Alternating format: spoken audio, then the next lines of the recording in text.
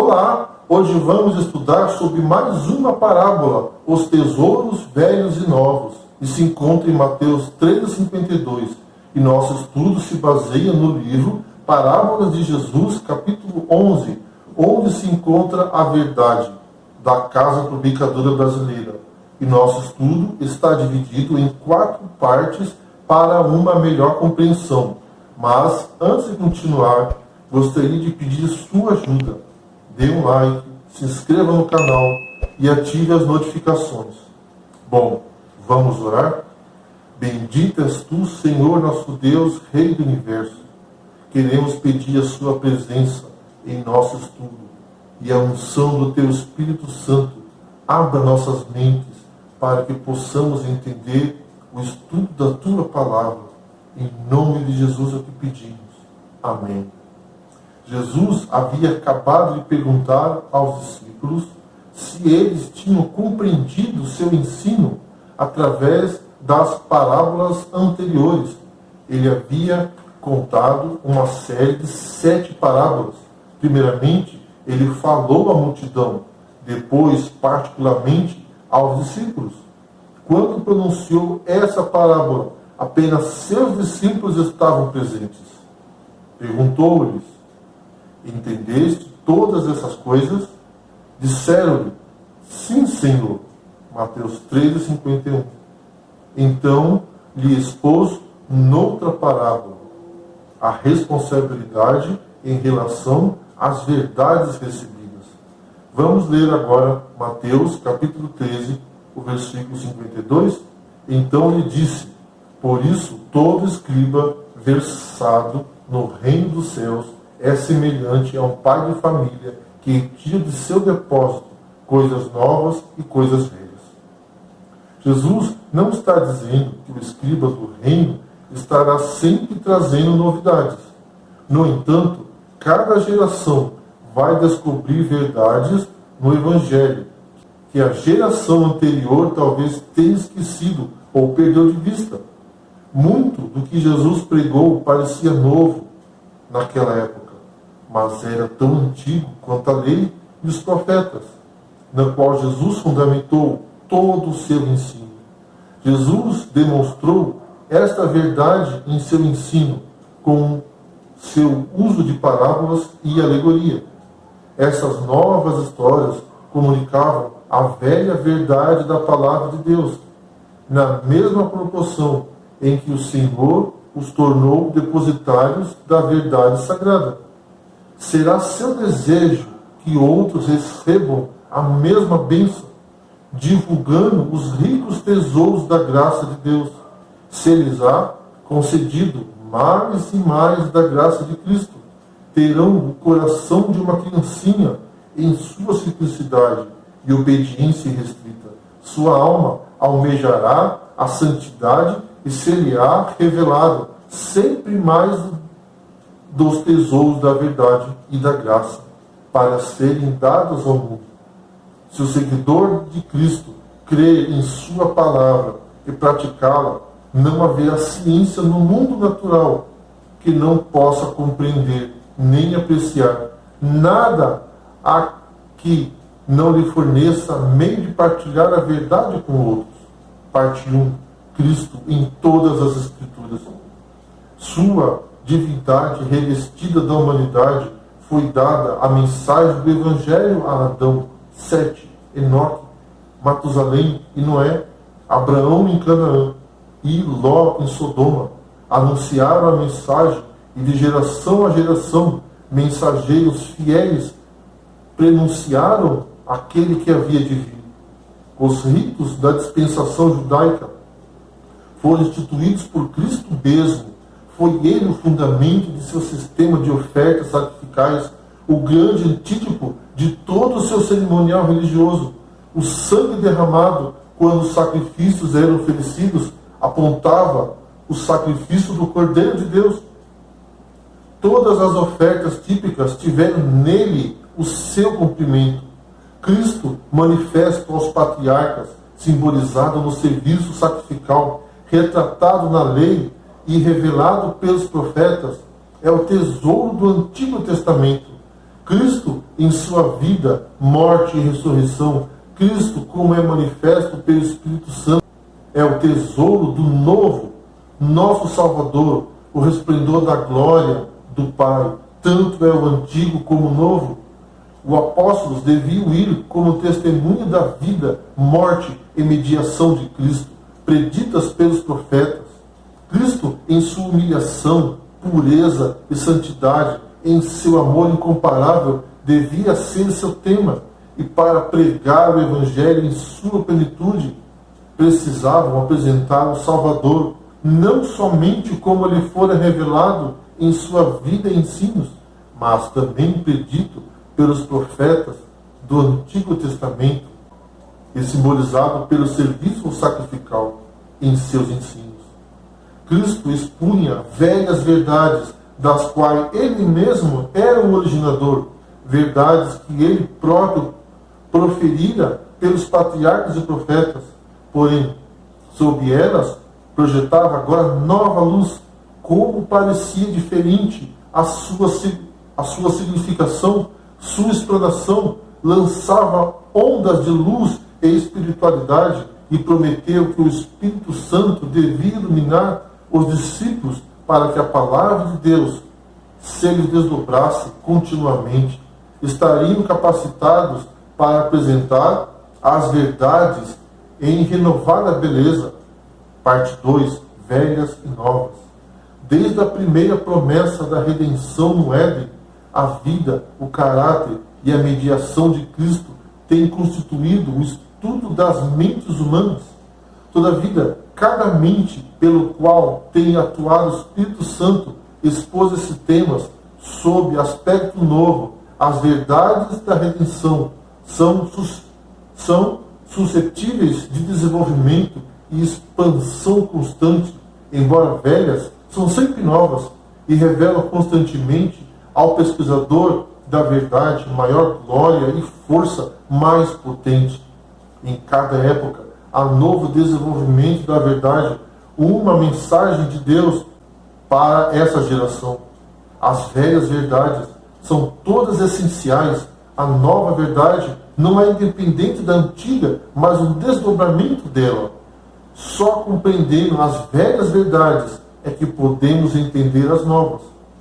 Quando Cristo quis expor aos discípulos a verdade de sua ressurreição, começou por Moisés e por todos os profetas, e explicava-lhes o que dele se achava em todas as Escrituras. Lucas 24, 27. Há homens que professam crer e ensinar as verdades do Antigo Testamento, ao passo que rejeitam o Novo pela recusa de aceitar os ensinos de Cristo. Mostram que tampouco creem o que disseram os patriarcas e profetas. Vamos ler João 5,46? Porque se de fato cresceis em Moisés, também creríeis em mim. Portanto, ele escreveu a meu respeito. Pelo que não há poder real em seus ensinos, mesmo do Antigo Testamento. Muitos que pretendem crer e ensinar o Evangelho encontram-se em erro idêntico. Rejeitam as Escrituras do Antigo Testamento, dos quais Cristo declarou: são elas que de mim testificam. João 5,39. Rejeitando o Antigo, rejeitam efetivamente o Novo, pois ambos são parte de um todo inseparável. Ninguém pode apresentar corretamente a lei de Deus sem o Evangelho, ou o Evangelho sem a lei. A lei é o Evangelho consolidado, e o Evangelho é a lei desdobrada. A lei é a raiz, o Evangelho a fragante flor e frutos que produz. O Antigo Testamento projeta luz sobre o Novo, e o Novo sobre o Antigo. Ambos são uma revelação da glória de Deus em Cristo. Ambos apresentam verdades que revelarão continuamente ao fervoroso inquiridor provas, novas profundezas.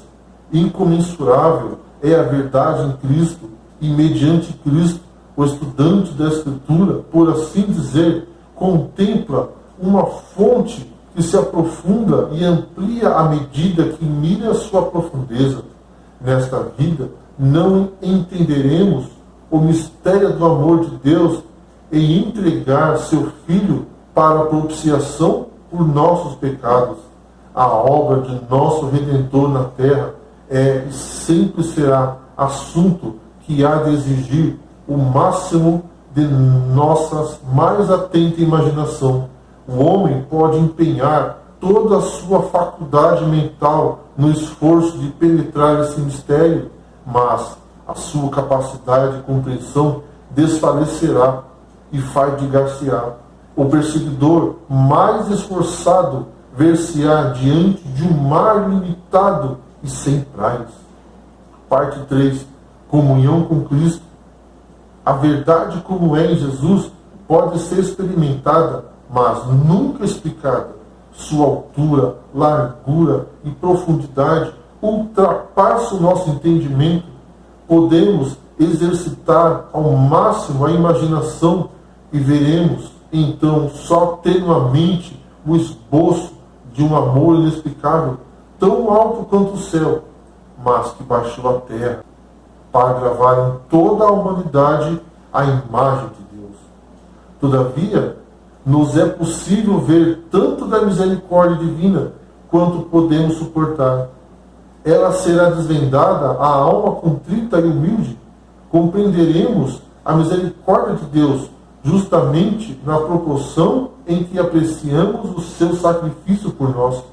Esquadrinhando com humildade de coração a palavra de Deus, descerrar-se-á a nossa pesquisa o grande tema da redenção.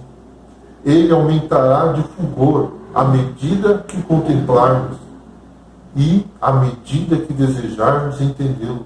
Sua altura, profundidade crescerão.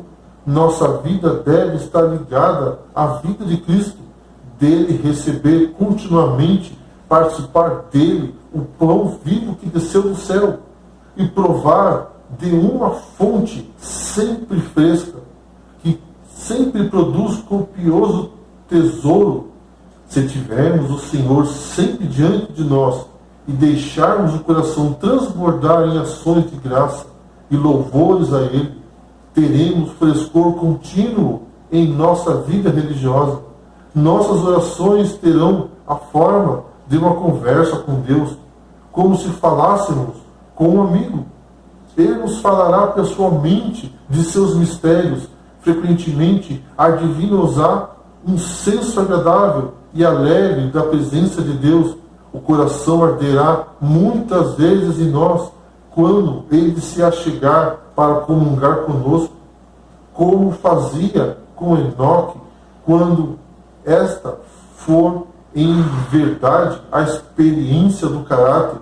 Ver-se-lhe-ão na vida simplicidade e mansidão, brandura e humildade de coração, que mostrarão a todos os que com ele mantêm contato, que esteve com Jesus e dele aprendeu. Naqueles que a possuem a religião de Cristo, revelar-se-á um princípio vitalizante e penetrante, uma energia viva, operante e experimental, espiritual. Manifestar-se-á a força, o frescor e a alegria da juventude perpétua. O coração que recebe a palavra de Deus não é um açude que se evapora, nem como uma cisterna rota que perde o seu tesouro. É como a torrente da montanha alimentada por fontes inesgotáveis, cuja água fresca e borbulhante salta de rochedo em rochedo, refrescando os cansados, os sedentos e os duramente oprimidos. Vamos ler João 6, 54, 57 e 63? Quem comer a minha carne e beber o meu sangue tem vida eterna, e eu o ressuscitarei no último dia. Assim como o Pai que vive me enviou, e igualmente eu vivo pelo Pai, também quem de mim se alimenta, por mim viverá. O Espírito é o que vivifica, a carne para nada aproveita. As palavras que eu vos tenho dito são Espírito e são vida. Se comermos a carne de Cristo e bebermos o seu sangue, o elemento da vida eterna será encontrada no ministério. Não haverá um fundo de ideias arcaicas e repisadas. Se fizer da palavra de Deus seu tesouro, então dela extrairá continuamente novas verdades.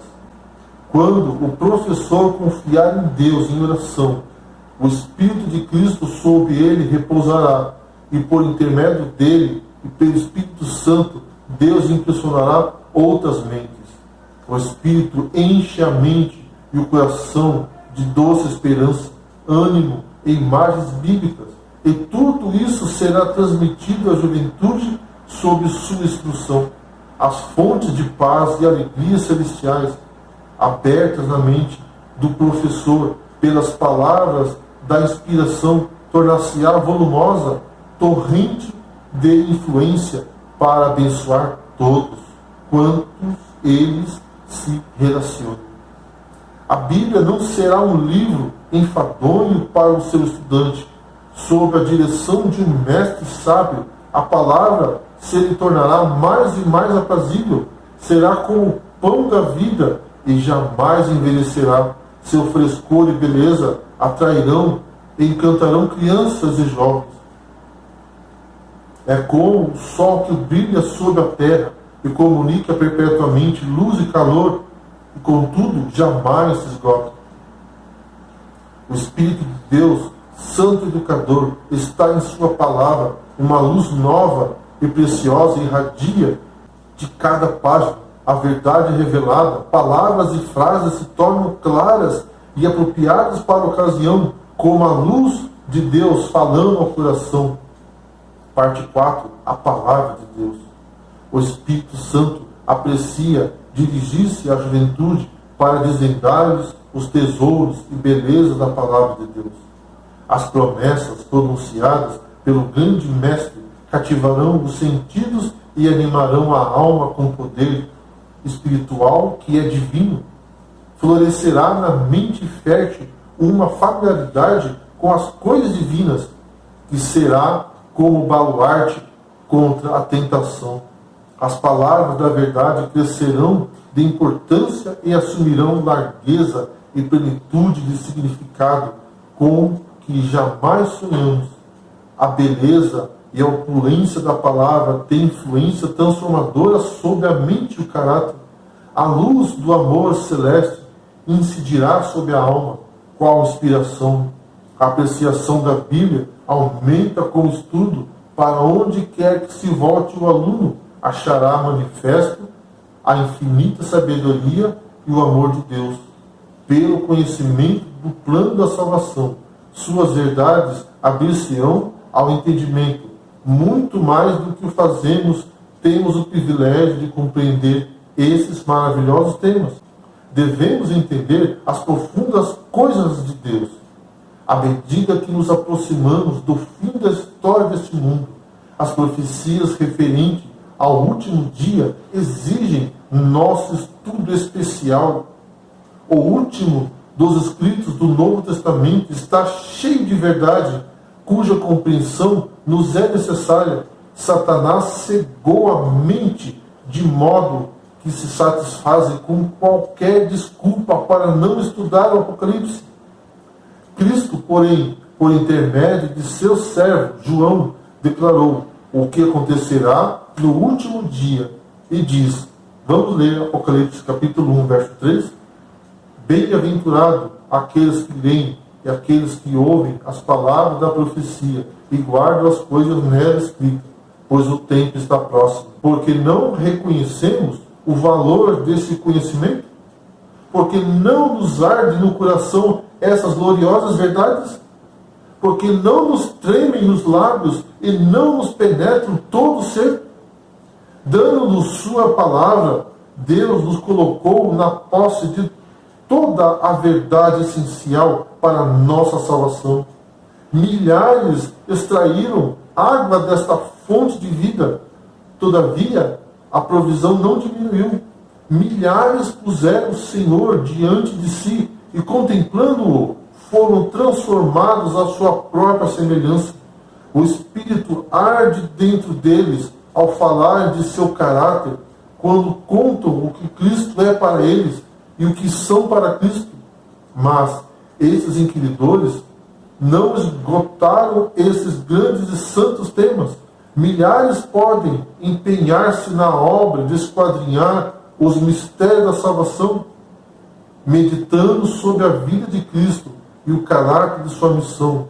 Em cada tentativa de descobrir a verdade, raios de luz refugirão mais distintamente. Cada novo estudo revelará algum ponto de interesse mais profundo do que já for desdobrado. O assunto é inesgotável. O estudo da encarnação de Cristo, seu sacrifício propiciatório, sua mediação, hão de, enquanto tempo durar, ocupar o espírito do estudante diligente e contemplando o céu com seus inumeráveis anos, exclamará: grande é o mistério da piedade. 1 Timóteo 3,16. Na eternidade, estudaremos aquilo que nos teria aberto o entendimento se houvéssemos recebido a iluminação que nos era possível obter aqui. Através dos séculos infinitos, o tema da redenção ocupará o coração, mente e língua dos remidos. Eles compreenderão as verdades que Cristo almejava abrir a seus discípulos e para cuja assimilação, porém, não tinham suficiente fé. Sempre e sempre nos serão revelados novas visões da perfeição e glória de Cristo. Através dos séculos eternos, o fiel pai de família tirará de seu tesouro coisas novas e coisas velhas. Não quer você descobrir as verdades que Deus tem para você? Deus tem um tesouro para te dar, o tesouro da graça de Cristo. Não quer você hoje aceitar a Jesus como teu Salvador e Senhor da tua vida? Vamos orar. Benditas tu, Senhor nosso Deus, Rei do Universo. Queremos entregar nossas vidas a ti, Senhor. Venha nos purificar de nossos pecados. Queremos andar contigo, ó Deus, ó Soberano. É o que pedimos, em nome de Jesus. Amém. Que Deus abençoe a cada um de vocês.